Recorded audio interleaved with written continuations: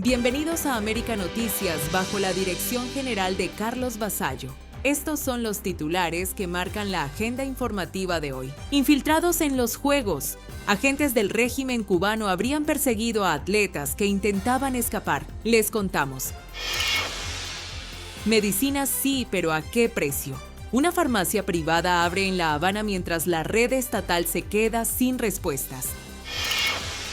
Nuevo portazo a Cuba en el Caribe. Kenia se va de La Habana y Guyana endurece las reglas para los cubanos. Hoy en el radar, machetazos, ejecución y secuestro. 3 casos estremecedores sacuden a Florida y Georgia. Crece el choque entre Cuba y República Dominicana. Félix Guillermo revela qué hay detrás del enfrentamiento. Esto es América Noticias. Comenzamos. Las claves del día, los temas y las reacciones de lo que está haciendo noticia. Hola gente buena, estas son las claves del día, les habla Camilo Egaña. Empezamos con la primera clave que va en clave de humor negro. Los negocios rentables para sobrevivir en Cuba los sugiere alguien con una mala uva extraordinaria en las redes sociales. Con mucho humor negro dice que los 3 negocios más rentables ahora son vender pasto, vender hierba para un caballo, vender carbón y vender agua con cloro en la calle. Bueno, lo del carbón no está mal porque un saco de carbón está vendiéndose ahora a 3,000 pesos cubanos y una porción pequeñita de carbón a 500 pesos cubanos. En Camagüey, un hombre se ha convertido, dice él, en empresario. Decidió él solito con un carretón empezar a recoger basura. Le cobra a cada vecino por saco 20 pesos cubanos. Dice que ya ha hecho una tierrita, que haya hecho un dinero. Y dice que él es emprendedor y empresario como Donald Trump. Y alguien denuncia en Facebook, ya en plan más serio, lo que él llama la mafia de la basura. Y lo explica de la siguiente manera. La basura que se genera en los barrios pobres no le interesa a nadie. Pero la basura que se está generando, digamos, en los barrios donde están las embajadas, las casas de los cónsules, de los embajadores, de los artistas, de la gente con plata, esa le interesa mucho a cierta gente. La basura que sale de la fábrica de cigarros, de ciertos laboratorios, le interesa mucho a cierta gente, porque de ahí los buzos, los llamados buzos, cogen cosas de la basura y después las venden en la calle. El señor que hace la denuncia en redes sociales dice que lo mejor es no acercarse a esa mafia porque son capaces de cualquier cosa con tal de que usted no les quite su negocito de basura buena, entre comillas. Y la convivencia entre tiburones y seres humanos en Cuba, la verdad que ha sido bastante pacífica en los últimos 20, 30 años. Hasta ahora. Ahora la gente está matando a los tiburones para comer. La Asociación de Buzos de Santiago de Cuba admite que hay hambre, pero advierte que matar a los tiburones de la manera que lo están haciendo puede acabar con el ecosistema de las aguas del archipiélago cubano. Y dice que no se trata de un caso aislado, que es un patrón, que es una tendencia. Y denuncia los siguientes casos. El primero, un tiburón de más de 500 kilogramos que fue descuartizado en plena calle en Baracoa Oriente. Un tiburón martillo que alguien llevaba en una moto en Varadero como si fuera la novia. Otro tiburón que fue capturado en una playa, en Playa Norte, a la altura de la calle 50 en Varadero, que también lo mataron y se lo comieron. El tiburón se confundió con la utopía, dice uno con ganas de hacer joda en las redes sociales. Recuerden que en julio pasado, el hombre gris Díaz-Canel echó mano de la metáfora del escritor uruguayo Eduardo Galeano cuando un periodista de RT, la televisión que Putin tiene para descalificar constantemente a Estados Unidos y para desorientar y desinformar a todo el mundo, cuando le preguntó el presidente Díaz-Canel, ¿cómo se va a resolver la crisis en Cuba? A Díaz-Canel le dio un ataque de poesía y dijo, la utopía está en el horizonte. Cuando caminamos 2 pasos, la utopía retrocede 2 pasos. ¿Para qué sirve la utopía? Para caminar. Ese ha sido, señor Díaz-Canel, el mejor homenaje que se le ha hecho a Cantinflas en los 60 y tantos años de revolución castrista en Cuba. Entre tanto, la gente intenta dormir, intenta escapar del calor sofocante, están durmiendo en los portales de las casas, en las azoteas de los edificios, están durmiendo incluso en el malecón habanero. La gente va, se reparten los espacios como si fueran dueños de un planeta donde ya no hay lógica ninguna, niños, abuelos, familias enteras, y cuando amanece recogen sus bártulos y se van a empezar su vida. La mitad de las 16 unidades que tienen que generar la electricidad en Cuba no están funcionando. Ellas tendrían que aportar el 40% de la energía y se calcula que para reflotar, para rehacer, mejorar el sistema eléctrico nacional cubano, se necesitan entre 8.000 y 10.000 millones de dólares. Los apagones ya superan las 50 horas y a veces te pone la luz 5 minutos y se vuelve a caer. Los cubanos dicen que viven permanentemente en oscuristán. Una vela está costando más de 100 pesos cubanos. Lámparas y bombillos recargables entre 2.000 y 5.000 pesos cubanos. Un ventilador recargable, $100. Paneles solares, más de $500. El litro de gasolina ha alcanzado los 5.000 pesos. En un país donde el salario mínimo no supera los 4.000 pesos y el salario promedio no llega a los 8.000. Y la pensión de un jubilado no supera los 3.000 pesos. La nota que a mí me ha enternecido es esta. Los actores han vuelto al origen del teatro en la Grecia antigua. Los actores cubanos están actuando al aire libre. Los actores del grupo Teatro Bertolt Brecht, como no pueden usar la sala de teatro porque no hay electricidad, ya no tienen decorados, ya no tienen luces, ya no tienen micrófonos, y ponen su obra de teatro, la que tengan, en la calle. Y los actores tienen que competir con el ruido de las guaguas y el ruido del ambiente. Sin embargo, la gente va a ver teatro. Un centenar, 200 personas se aglutinan para ver teatro. Y eso realmente es enternecedor y demuestra que la cultura, de alguna manera, nos va a redimir a todos en medio de esa cochambre, de ese lodazal que es Cuba. Los teatristas cubanos insisten en hacer lo suyo como Quijotes tercos, esperanzados, como Quijotes, eso sí, cuidándose de los molinos de viento que amenazan con acabar con todas las ilusiones de los artistas cubanos y de todos los cubanos. Es lo que hay. Ahora, las noticias.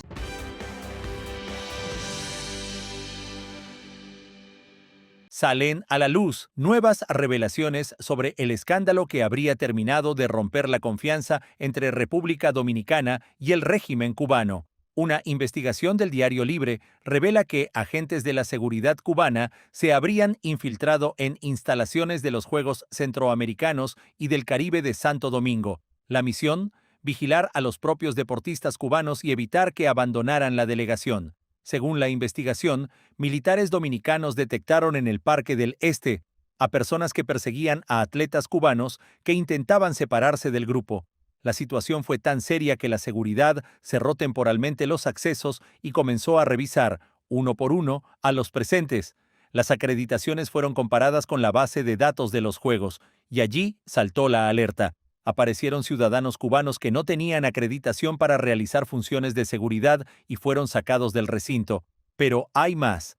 La investigación asegura que algunos de los presuntos agentes llegaron a utilizar uniformes de deportistas de otros países para moverse por las instalaciones y acercarse a los cubanos sin levantar sospechas, y no habría sido un incidente aislado.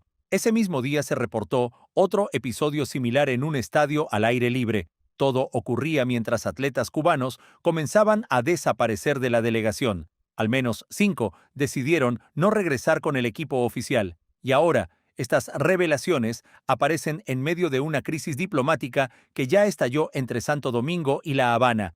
El 13 de agosto, el gobierno dominicano ordenó el retiro de 9 miembros de la misión diplomática cubana y sus familiares.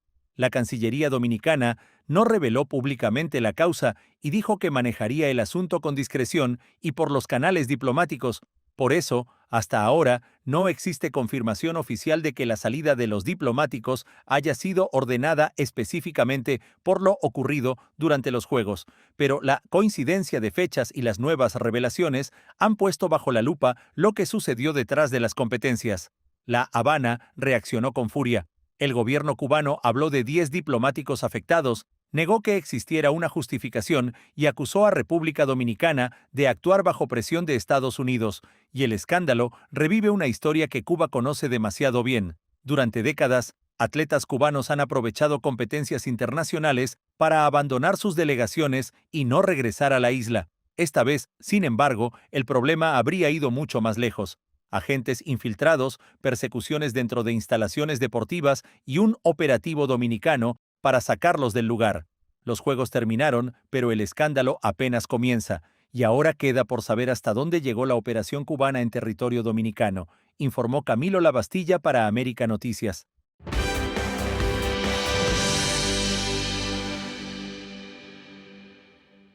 En Cuba está ocurriendo algo que hasta hace poco parecía impensable. Ante el desabastecimiento de la red estatal, una farmacia de gestión privada ya vende medicamentos en el municipio de Regla, en La Habana. Y la pregunta es inevitable. ¿De qué sirve encontrar el medicamento si el bolsillo no alcanza para comprarlo? El negocio comenzó a funcionar tras la nueva apertura del gobierno cubano a la participación de actores no estatales en determinados servicios farmacéuticos. La medida llega en medio de una crisis sanitaria y de medicamentos que lleva años golpeando a la población. Y aquí aparece la gran contradicción. Medicamentos que durante meses no aparecían en las farmacias del Estado, ahora pueden encontrarse en un establecimiento privado, pero a otro precio. Una cefalexina pediátrica, por ejemplo, se ofrece por unos 2,000 pesos. Vecinos entrevistados reconocen que los precios son altos. Hay bastante producto, pero los precios verdaderamente están un poco elevados, ¿viste? Bueno, están altos. Pero también que cuando se trata de salud, muchas veces no hay alternativa. Uno de ellos lo resumió con una frase devastadora. Es mejor no enfermarse en Cuba. La farmacia asegura que también entrega gratuitamente algunos medicamentos a ancianos, personas vulnerables, hogares maternos y casas de abuelos que no pueden pagarlos. Tenemos para los ancianos, para las personas vulnerables, para las casas de abuelos y para el hogar materno, aportamos medicamentos. Y también a la población que esté vulnerable se les regala ese medicamento, en caso de que no pueda comprarlo. Pero eso no resuelve el problema de fondo, porque el nuevo modelo crea una realidad difícil.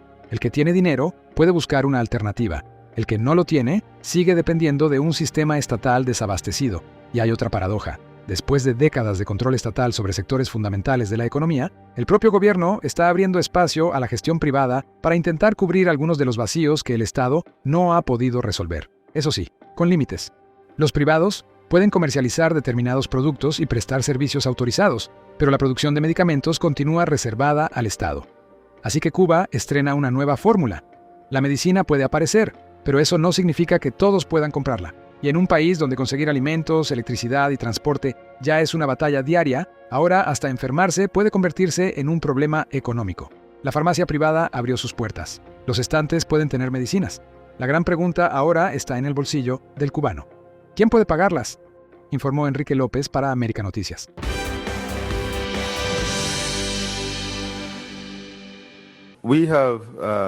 Hemos dejado muy claro que los cubanos que quieran trabajar aquí deben hacerlo por los canales legales.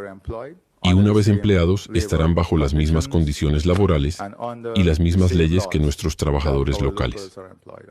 Nuevos detalles confirman este miércoles 2 cambios importantes en las relaciones de Cuba con países que durante años mantuvieron una estrecha cooperación con la isla. Kenia cerró su embajada en La Habana y trasladó a Jamaica el centro de sus operaciones diplomáticas en el Caribe. La decisión pone fin a una etapa de casi 10 años en la que Cuba funcionó como la principal base diplomática de Kenia en la región, y el cambio ya está en marcha. El propio Ministerio de Relaciones Exteriores de Kenia confirmó que su nueva misión en Kingston comenzó a operar en julio y que el embajador Karisa Mwenda fue trasladado desde La Habana a Jamaica. Nairobi asegura que quiere utilizar a Jamaica como una plataforma para ampliar sus relaciones comerciales, políticas y de inversión en todo el Caribe. Pero atención, Kenia no está rompiendo relaciones diplomáticas con Cuba. Lo que hace es sacar de La Habana su base diplomática regional y moverla a Kingston. El cambio tiene un peso simbólico importante. La embajada en Cuba había sido abierta en 2016 y fue la primera misión diplomática de Kenia en el Caribe. Además, durante años, la relación entre ambos gobiernos estuvo marcada por las misiones médicas. En 2018, 100 médicos cubanos fueron enviados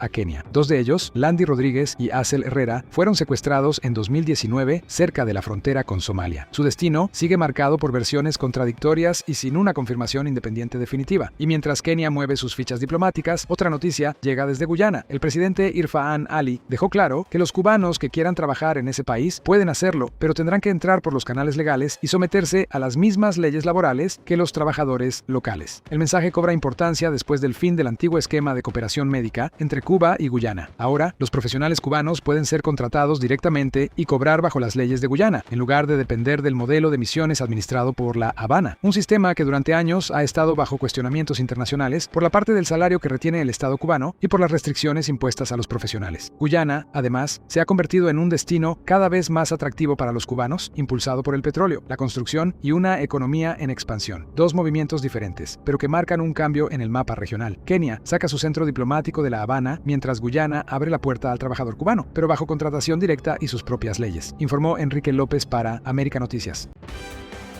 En el radar, los casos y sucesos bajo la lupa. Un crimen a machetazos entre cubanos Una nueva ejecución que vuelve a poner a Florida en el centro del debate sobre la pena de muerte y una niñera acusada de desaparecer con 2 niñas. 3 historias estremecedoras que hoy están en el radar. Comenzamos en Florida, donde una discusión entre 2 cubanos terminó de la peor manera, con un hombre muerto a machetazos. La víctima fue Odisnel Santana Peña, de 39 años. Según las autoridades, la noche del sábado se produjo una discusión en Newport Richey, en el condado de Pasco, con Iván Aguilera Torres, de 44 años. Los 2 hombres se conocían. Lo que comenzó como un enfrentamiento verbal rápidamente se convirtió en una escena sangrienta. Según la investigación, Aguilera Torres habría utilizado un machete para herir a Santana Peña en el pecho. Cuando la policía llegó, encontró a la víctima gravemente herida. Los equipos de emergencia intentaron auxiliarla, pero el hombre murió en el lugar. El sospechoso ya había escapado y comenzó entonces una intensa búsqueda por varias ciudades de Florida. Detectives siguieron su recorrido utilizando cámaras de vigilancia y sistemas de reconocimiento de matrículas. Una persona dijo además a los investigadores que había llevado al sospechoso hasta Gainesville. Las pistas finalmente condujeron a la policía hasta el Regal Inn, un motel en Lake City. Los agentes rodearon el lugar y ordenaron al sospechoso que saliera. Después de varios llamados, Aguilera Torres apareció con las manos en alto y se entregó sin resistencia. Permanece detenido sin derecho a fianza y deberá enfrentar un cargo de asesinato en segundo grado. Pero seguimos en Florida porque el estado continúa acelerando la aplicación del castigo máximo. William Francis Sylvia, de 61 años, fue condenado por un brutal crimen ocurrido en 2006. Sylvia compró una escopeta y fue hasta la vivienda donde se encontraba su esposa Patricia, de quien estaba separado. Primero disparó a quemarropa contra su suegra, quien sobrevivió, pero perdió un ojo y sufrió graves lesiones en el rostro. Después Sylvia disparó contra su esposa y la mató de un tiro en la cabeza delante de varios familiares, incluidos menores de edad. Su ejecución mediante inyección letal fue programada en la prisión estatal de Florida. El caso ha pasado durante años por tribunales, apelaciones y revisiones de la sentencia. De concretarse, sería la ejecución número 13 realizada por Florida durante 2026, mientras otras 2 ya están programadas para septiembre. Y cerramos en Atlanta con una historia que comenzó como la peor pesadilla de una madre. Una mujer salió a cenar y dejó a sus 2 hijas, Sola, de 4 años, y Nora, de apenas 11 meses, al cuidado de una niñera en quien confiaba. Cuando regresó a casa, las niñas habían desaparecido. ¿Y la niñera también? La sospechosa fue identificada como Lakeisha Brown. Comenzó una desesperada búsqueda hasta que la tecnología permitió seguir datos de un teléfono celular y llevar a los investigadores hasta una propiedad. Cuando los agentes revisaban el lugar, ocurrió el momento que cambió la historia. Escucharon el llanto de una bebé dentro de un tráiler. Entraron inmediatamente. Allí estaban las 2 hermanitas. Las encontraron con vida y aparentemente en buen estado de salud. Brown fue arrestada, pero después salió a la luz un antecedente todavía más inquietante.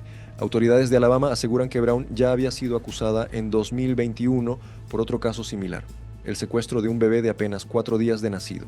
3 historias: un cubano muerto a machetazos, un condenado frente al castigo máximo y 2 pequeñas rescatadas después de una angustiosa búsqueda. Crímenes, persecuciones y detenciones que hoy vuelven a encender nuestro radar, informó José Pérez para América Noticias. Entre líneas, la noticia detrás de la noticia. Qué bueno que está ahí con nosotros. Hoy se sabe un poco más sobre la expulsión de esos 9 diplomáticos de la República Dominicana. Hay más información, se las voy a dar puntualmente lo que se sabe, como siempre les digo, para que ustedes saquen sus propias conclusiones, ¿no? Hay una investigación de Diario Libre que asegura que la seguridad cubana vigiló atletas de la delegación para impedir deserciones. Esto no es nada nuevo, esto viene ocurriendo durante décadas, pero bueno, ahora en República Dominicana se percataron de esto y parece ser que tiene que ver con la expulsión de estos diplomáticos. De hecho, se sabe que República Dominicana en un momento determinado retiró a varios de los agentes cubanos de las instalaciones deportivas. Les explico un poco más del por qué. Esta investigación de Diario Libre ha revelado que agentes cubanos se infiltraron en las instalaciones deportivas para vigilar a los deportistas, estarle ahí siguiendo los pasos. Esto ocurrió durante los Juegos Centroamericanos y del Caribe Santo Domingo 2026. La operación cubana fue detectada por organismos de seguridad dominicanos que intervinieron y retiraron a varios de estos agentes de la seguridad del Estado cubana que estaban actuando ilegalmente dentro de unos recintos donde estaba teniendo lugar pues esta competencia deportiva. Y hay dos casos específicamente, uno en un recinto cerrado y en otro abierto. Ahora les voy a explicar. ¿Por qué se expulsan los 9 diplomáticos y sus familiares? En total asciende a 21 personas. No hay una confirmación oficial, pero coincide con la presencia de estos agentes, ¿no? ¿Coincidencia? No lo creo. Se documentó, por ejemplo, que en una de las competencias se supo que agentes cubanos persiguieron a deportistas de la delegación que intentaban abandonar el grupo con el fin de desertar, de buscar una vida mejor para ellos, para sus familiares y para su carrera deportiva, ¿no?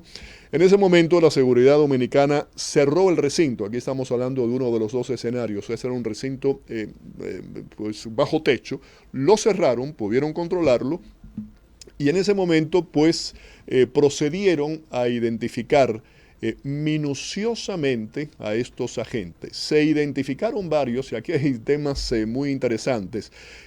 Por una parte carecían de todo tipo de acreditación, o sea, de los permisos, ¿no?, para realizar labores de vigilancia en República Dominicana y ni siquiera para estar dentro de ese recinto. Eso es uno de los temas que sale en esta investigación.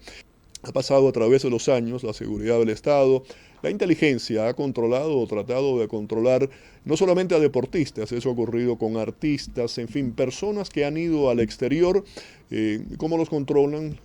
Pues les toman los pasaportes, su movilidad en el extranjero también es reducida, ¿no? Y continuamente están ahí bajo el gran hermano, bajo el ojo del gran hermano, para neutralizar amenazas en el extranjero, y siempre pues utilizaron las embajadas y los consulados como una especie de fachada para ubicar desertores y poder neutralizar amenazas en el extranjero. Esto acaba de ocurrir ahora aquí en 2026 en República Dominicana, pero se les ha descubierto, ha sido titular de periódico, ha sido información y los detuvieron de momento. Cuando digo detenido no me refiero físicamente, sino detuvieron las acciones que durante mucho tiempo ellos han estado pues llevando a cabo con una total impunidad. Esta es la versión de Diario Libre. No es infundada. ¿Usted qué piensa?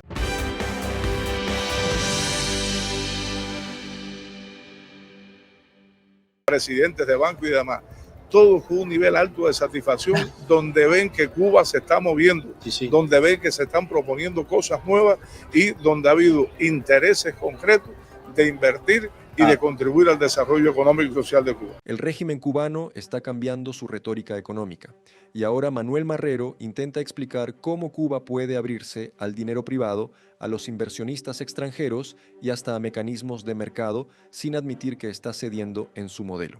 El primer ministro asegura que Cuba quiere insertarse en la economía mundial, pero según sus palabras, con soberanía y no con sumisión.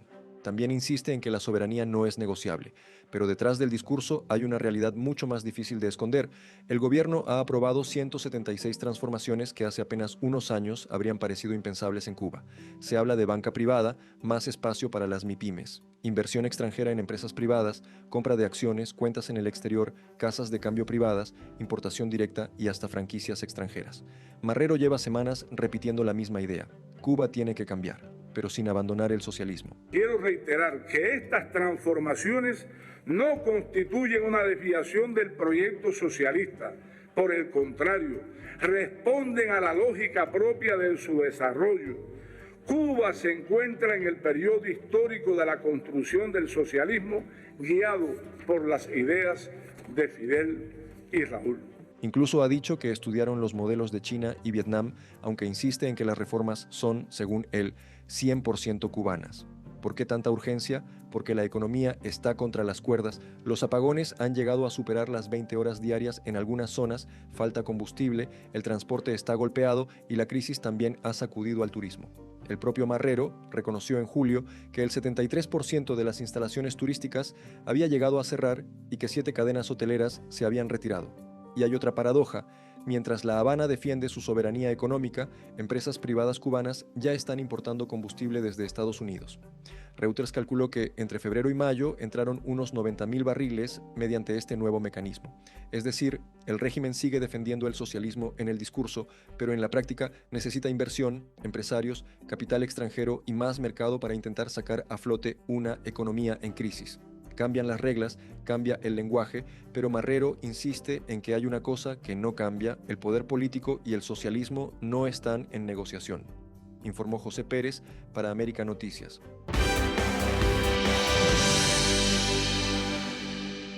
Desde hace algunos meses estoy siendo víctima de una campaña de acoso por parte de un tipé. Y vamos, yo no soy el único. Se trata de este personaje. Este país es una cárcel. Este país, los esclavos hundidos, es una cárcel que nos tiene a todo el mundo deprimido. Jesús Arturo Blanco León, conocido en las redes sociales como el Guajiro de TikTok, deberá presentarse este jueves ante un tribunal del condado de Sarasota, en Florida, por un caso que comenzó hace casi 4 meses y que ahora entra en una nueva etapa judicial. Blanco fue arrestado el pasado 26 de abril por la policía de Sarasota y acusado de conducir bajo los efectos del alcohol o las drogas, un cargo de DUI. Registros públicos consultados confirman el arresto, la fecha y que la agencia que lo detuvo fue precisamente el Departamento de Policía de Sarasota. Según el reporte policial suministrado sobre el caso, todo comenzó cuando un agente observó varias irregularidades. El vehículo habría ignorado una señal de alto, circulaba de noche sin las luces delanteras ni traseras y se desplazaba de un lado a otro de la vía. Al detenerlo, el oficial reportó olor a alcohol, ojos enrojecidos y dificultades del conductor para entregar su licencia, registro y seguro.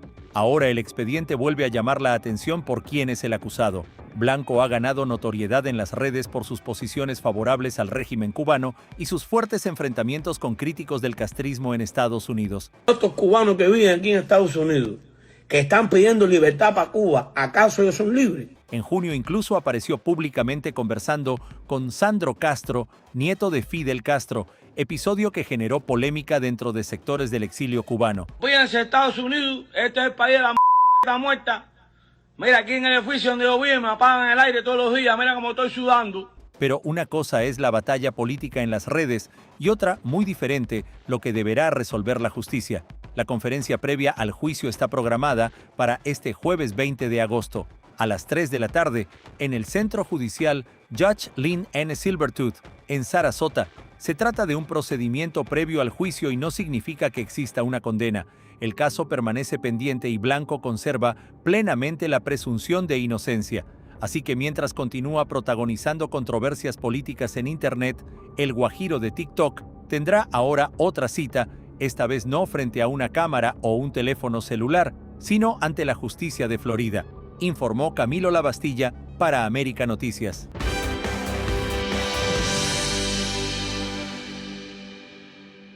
La inflación tiene al pueblo matándolo, hermano. La inflación, ¿qué cobra un viejito pensionado, hermano? Una persona mayor como esa que va por ahí. 1.500 pesos cuando un cartón de huevo vale 5.000, hermano. Hermano, el gobierno no ve eso. O el gobierno soltó al pueblo. O el Dígale gobierno a los americanos que millonario. quiten el bloqueo, no jodan. No, ¿qué bloqueo? Dígale a los americanos que quiten el bloqueo. El bloqueo lo tiene el mismo comunismo. Dígale a los americanos que quiten el bloqueo, ¿yo? ¿Qué comunismo, señor? Dígale a los americanos que quiten el bloqueo, no jodan. La Habana supo ser sinónimo de alegre desenfreno, pero los apagones constantes, el éxodo de la población y la profunda crisis económica han hecho mella en la capital cubana. Apenas baja el sol, la Habana Vieja queda prácticamente desierta y muchos de quienes aventuran por las calles revisan la basura en busca de comida, plástico o cualquier cosa que puedan utilizar o vender. De esto vivimos nosotros, hermano. Del piso, hermano. Para poder nosotros comer largo, hermano. No hay turismo, no hay nada. Y entonces cada cual está viviendo a como puede vivir en este país. En las últimas décadas, Cuba ha enfrentado el colapso del bloque soviético, una pandemia y las duras sanciones de Washington. pero la actual crisis en la isla es considerada la más crítica en décadas.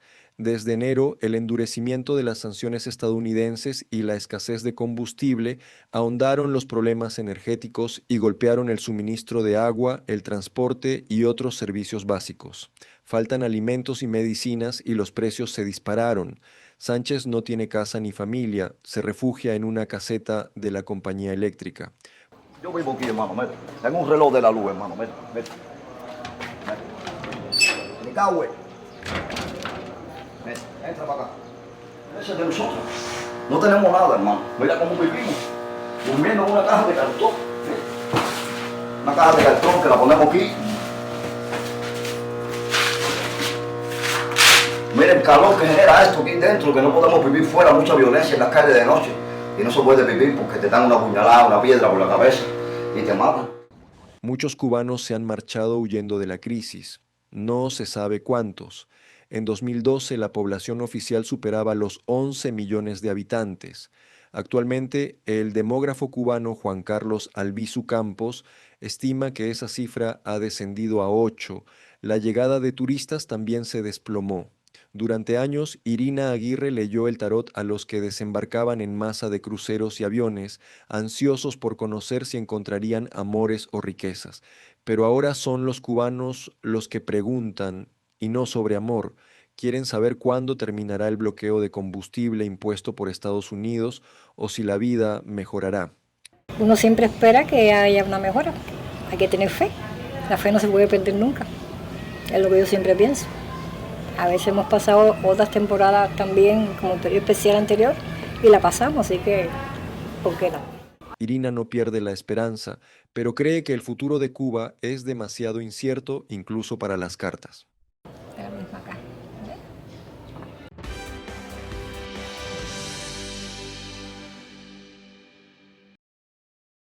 Cuba Demanda, organización que está realizando una asesoría legal de la influencer y activista cubana Anna Sofía Benítez y su mamá, Caridad Silvente, denunció que el tribunal en La Habana, que dispuso la celebración del juicio oral contra ellas, está violando el artículo 707.2 del procedimiento penal en Cuba, que permite realizar un acto conciliatorio entre el agente de la policía querellante y Ana Benzi y su madre, previo al juicio oral. El abogado Santiago Alpizar, líder de Cuba Demanda, explicó a Martín Noticias que el tribunal continúa con el juicio oral pese a que el propio agente policial propuso en su querella resolver el caso si Ana Benzi hace un video retractándose de su acción. Es más, si leemos la querella interpuesta por el policía, tácitamente esta persona, el supuesto perjudicado, está pidiendo un acto conciliatorio porque una de sus partes, la querella dice que es lo que estaría satisfecho con que Ana Benzi hiciera un video en público retractándose de la acción que había tenido. Y eso el tribunal no lo ha tenido en cuenta. Recordemos que el pasado 10 de marzo, Ana Benzi y su madre, como una medida para proteger sus vidas, decidieron grabar y publicar la actuación de este agente policial que les había llevado una citación de la seguridad del Estado a su casa en Alamar. El régimen las acusa, en este caso, de un delito contra la intimidad familiar y personal. El abogado Alpizar comentó a Martín Noticias por qué considera que el tribunal busca llevar este proceso hasta las últimas consecuencias, pese a que la defensa de Ana Benzi y su madre, con la asesoría de Cuba Demanda, presentó una solicitud de desestimar los cargos basada en que, en su opinión, los hechos descritos no constituyen ningún delito. La defensa de Ana Benzi, asesorada por nosotros, presentó una solicitud de desestimar, para desestimar los cargos y el procedimiento, porque las descripciones de los hechos que hace en la querella el querellante no constituyen ningún tipo de delito. Sencillamente la acción, reitero, que tal cual así lo apreció la Fiscalía en su momento, hecha por Ana Benzi y su mamá, es enteramente legítima, legal y justificada en pedir la identificación y firmar en la ocasión en que esta persona fue a llevarle una citación policial a ella. Para el líder de Cuba Demanda, la actuación del tribunal de continuar con este juicio oral buscaría sobre todo restringir la libertad de expresión de Ana Benzi y su madre a través de sus publicaciones en las redes sociales. Bueno, la sanción no creo que sea una sanción privativa de libertad, es más bien lo que andan buscando, es una penalización para restringir el acceso y el derecho a la expresión por parte de Ana Benzi y de su mamá, derecho que tienen, obviamente, y al uso de sus redes sociales para expresar la verdad y las circunstancias en las que están viviendo.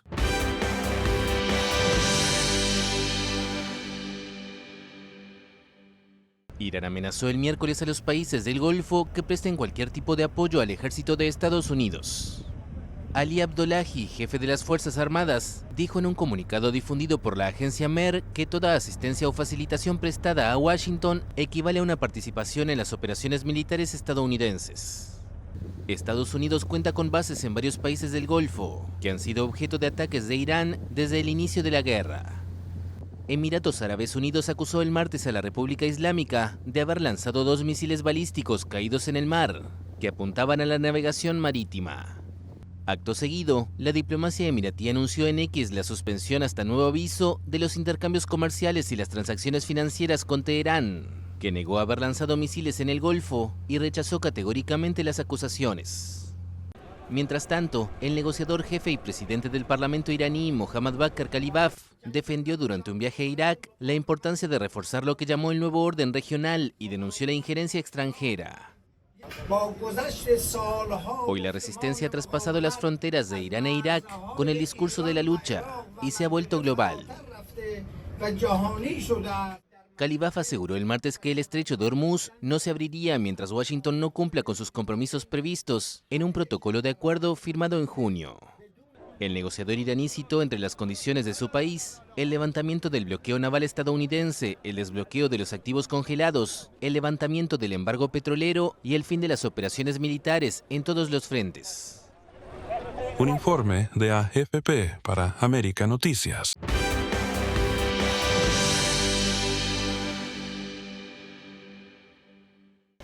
El terremoto que golpeó el oeste de Colombia hace una semana deja un balance cada vez más devastador. Según el más reciente reporte oficial, la cifra de víctimas ascendió a más de 300 muertos, 4.548 heridos y 426 desaparecidos, mientras el gobierno estima pérdidas económicas superiores a los 9.500 millones de dólares. Ya existe una primera estimación técnica de la dimensión económica de todo este desastre. Una firma privada modeló pérdidas físicas directas en Chocó, Valle del Cauca, Risaralda, Quindío y Caldas, cercanas a los 30 billones de pesos, más o menos 24.5 billones en edificaciones y 5.5 billones en infraestructura. El sismo de magnitud 7,4 destruyó miles de viviendas, escuelas, hospitales y edificios en varias regiones del Pacífico y del eje cafetero. Las autoridades entraron ya en la fase de remoción de escombros, con escasas probabilidades de encontrar sobrevivientes entre los desaparecidos.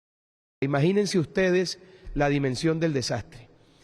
Es una cifra preliminar que se irá ajustando en la medida en que tengamos más información y se caracterice en cada una de las regiones los daños que se han presentado por cuenta de este terremoto. La tragedia representa la primera gran prueba para el presidente Abelardo de la Espriella, quien asumió el cargo apenas 3 días antes del terremoto.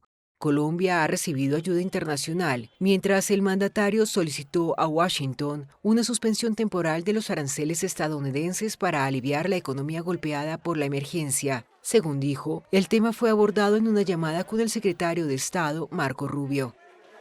He encomendado al ministro de Vivienda, Jaime Andrés Beltrán, el Plan Milagro de Reconstrucción. Es un plan que une al gobierno nacional, a los constructores, al sector financiero, a las aseguradoras, a los gobernadores y alcaldes de todo el territorio nacional. El gobierno busca acelerar la reconstrucción de las zonas afectadas con apoyo del sector privado y de las autoridades regionales. mientras continúan las labores de evaluación de daños en una tercera parte del país afectada por uno de los peores desastres naturales de las últimas décadas en Colombia. Un informe de AFP para América Noticias.